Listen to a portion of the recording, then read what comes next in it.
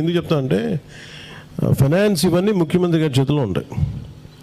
ఆయన కూడా ఉన్న ఇబ్బందులు ఏంటంటే గత ప్రభుత్వం చేసిన పనులకి అని మీకు కూడా తెలియాలి కదా, మాకు ఎందుకు డబ్బులు రావట్లేదు, మాకు ఎందుకు డబ్బులు రావట్లేదు, మీ ద్వారా రాష్ట్ర ప్రజలకు కూడా తెలియజేస్తా ఉన్నా.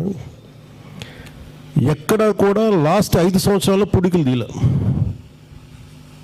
అసలు మీకు ముఖ్యంగా మీకు సంబంధించి అయితే అసలు కనీసం 1 ఇంచు మట్టి కూడా తెలియదు, అట్లా వదిలేసారు. అట్లా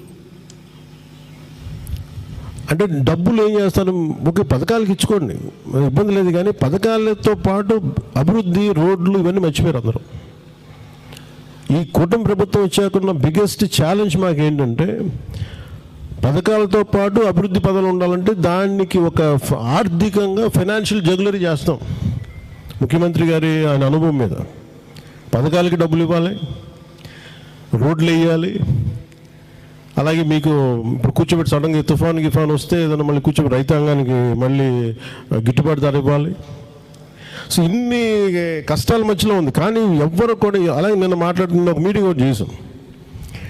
చూస్తే మన దాదాపు 1,00,000 వాళ్ళు సచివాలయ ఉద్యోగులకి మన ప్రమోషన్స్ మీద మాట్లాడాం. ఎక్కడ కూడా వాళ్ళకి ఉద్యోగానికి సంబంధించిన ఏ సర్వీస్ రూల్స్ పాటించకుండా చేసేసారు. వాళ్ళు చేసిన తప్పులన్నీ మేము కరెక్ట్ చేస్తా ఉన్నాం. ఇప్పుడు మన శంకర్ గుప్తా ట్రైన్ లాగా వాళ్ళు పని పాట చేయకుండా వదిలేశారు. ఆ సమస్య, వారసత్వ సమస్య మనకు వచ్చింది. ప్రజలు వీళ్ళందరూ ఎదురు తిరిగే వీళ్ళ మీద విసుగుతోటే వాళ్ళని ఆ స్థాయిలో పెట్టారు, మనకి ఇంత అద్భుతమైన విజయం అందించారు. కానీ ఒకసారి వాస్తవం మేము కూడా చెప్పాలి కాబట్టి మేము చాలా కమిటెడ్గా ఉన్నాం.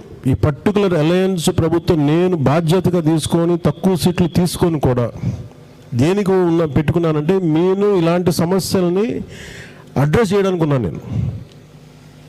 నేను కోనసీమ రైతాంగానికి నేను గలం అవుతాను, మీ గొంతును అవుతాను మీకు నేను. అందుకే నాకు కొంత మీరందరూ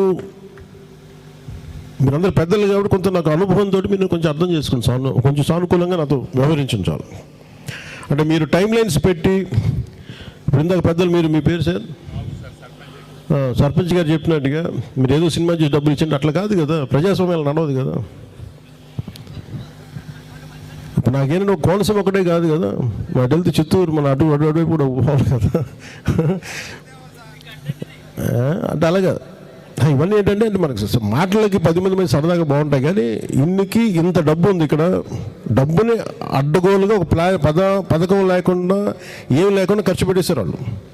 ఇప్పుడు మనం తిరిగి ఒక ఆర్థిక వ్యవస్థని గాలిలో పెడుతున్నాం. ఈరోజు కలెక్టర్ గారితో మాట్లాడుతుంటే ఎంటైర్ కోనసీమ ఈస్ట్ గోదావరికి దాదాపు 3,000 నుంచి 4,000 కోట్లు డ్రైన్ల ఆధునీకరణకి కావాలి. ఈ డబ్బు ఎక్కడి నుంచి తేవాలంటే ఎవరి దగ్గర సమాధానం లేదు, ఇంక్లూడింగ్ ఫైనాన్స్ డిపార్ట్మెంట్తో సహా. ఎందుకంటే నేను ప్రజల్ని మభ్యపెట్టడానికి రావట్లా, వాస్తవాలు తెలియజేయాలి మీకు. ఈ వాస్తవాలు తెలియజేస్తాం మనం ఎలా కరెక్ట్ చేసుకునే సమస్యలని. అంటే నెక్స్ట్ టైం మనం ప్రజాప్రతినిధులను ఎన్నుకునేటప్పుడు కనుక మనం తప్పుడుగా ఏదో కూర్చోబెట్టి వాళ్ళుగా గాల్లో